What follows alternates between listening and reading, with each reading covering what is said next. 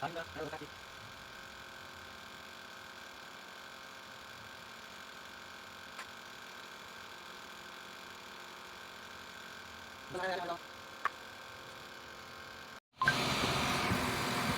বন্ধুরা, আমরা এবারে গোশটাকে ধুতে যাচ্ছি।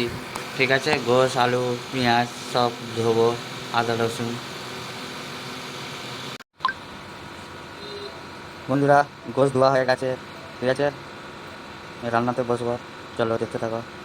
আমরা দেবো পেঁয়াজ।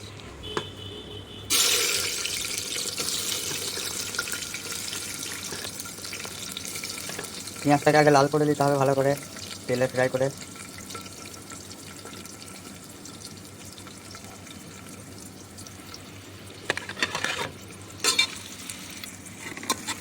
তেলে ফ্রাই করে দিতে হবে আগে।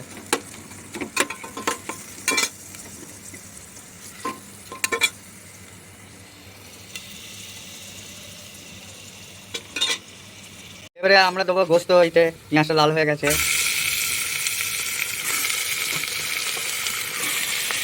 এটা দিয়ে লাড়তে হবে।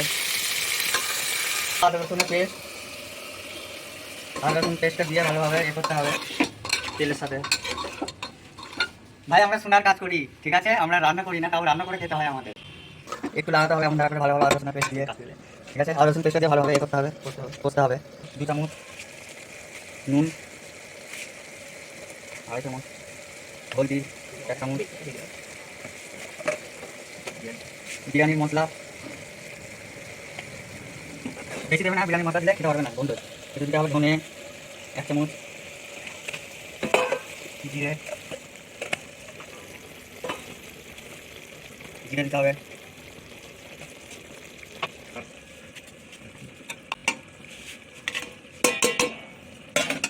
দিয়ে ভালোভাবে লাড়াতে হবে, একে কষতে হবে। মোটামুটি আধ ঘন্টা ধরে কষতে হবে, যতক্ষণ না গোশ হাড় থেকে খোলে, কষেই যেতে হবে। একে ভালোভাবে কষতে হবে, ঠিক আছে? হালকা অল্প অল্প করে পানি দিয়ে, যতক্ষণ না গোশ থেকে হাড় থেকে গোশ খোলে ততক্ষণ কষতেই যেতে হবে। ঠিক আছে, যারা সোনার লাইনে কাজ করো তাদের জিন্দিগি এমন দাঁড়ায়। ভালোভাবে তুলতে হবে। এরকম গাইস, আস্তে আস্তে দেখবে মশলা পরিবর্তনটা আলাদা হয়ে যাবে, টেস্টটা। এখন কষতে হবে ততক্ষণ না হাড় থেকে গোশ খোলে, ততক্ষণ কষতেই যেতে হবে। ভালোভাবে কষতে হবে, ঠিক আছে? এখন কালারটা আসে না, আরও আসবে, কষতে হবে মাছ। গাইস, আধ ঘন্টা পর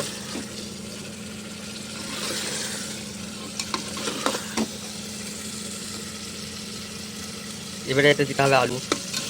আলু দিয়ে কষতে হবে 10 মিনিট।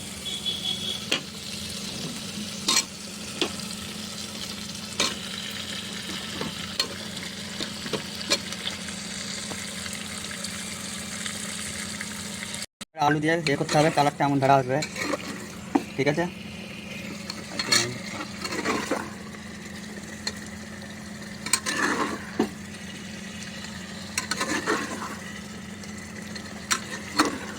এবারে পানি দিতে হবে, যেরকম পরিমাণে পানি দেবে তোমরা পানি দিতে হবে।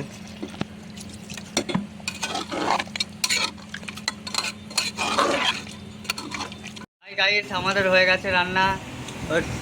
ঘাট ভালোভাবে দেখা, ঘাট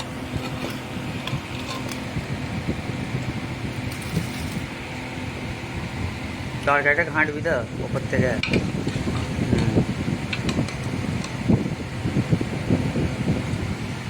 এবারে আমরা ভাত খাবো। সোনার লাইনের ছেলেরা জানো তো 12টার সময় তো খাই না, ঠিক আছে? সেই এখন বাজে 4টে, ঠিক আছে? আমরা ভাত খেতে বসছি, গোছ রান্না ভাত খাচ্ছি। জানো তো 4টে বাজে, এখন বাজে 4টে। সুন্দর হয়েছে গোস্ত।